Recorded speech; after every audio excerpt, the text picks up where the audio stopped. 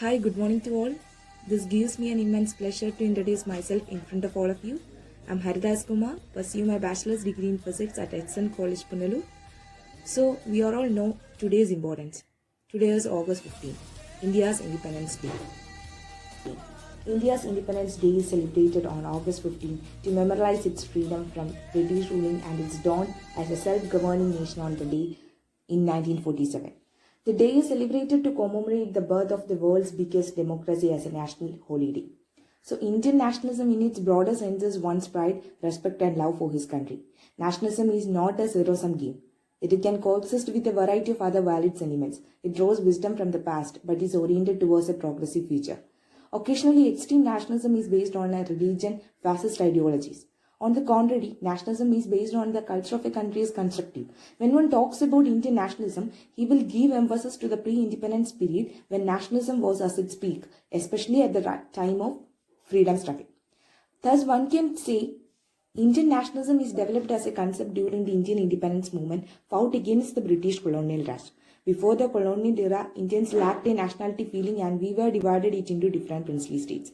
Indian nationalist feeling is emerged at the mid-phase of the independence movement. Indian nationalism is as much diverse blend of nationalistic sentiments as its peoples are ethnically and religiously diverse. Every state is culturally different from each other and we have our culture, our diversity and our constitution and both of it is built in such a way that Indians can love their country without surrendering any other legitimate identity.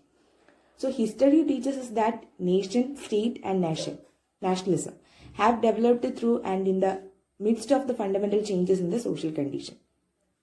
So our constitution ensures measures to protect religious and linguistic minority and at the same time keeping a national identity.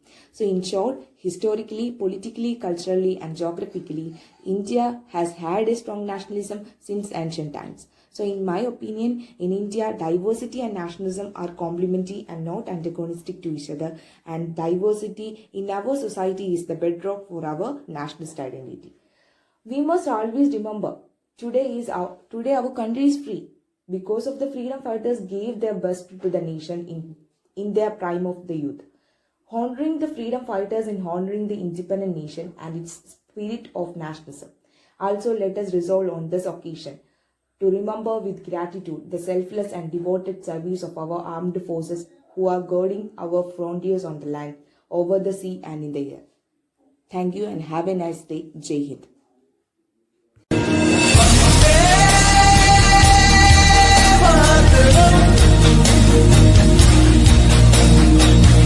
Yeah.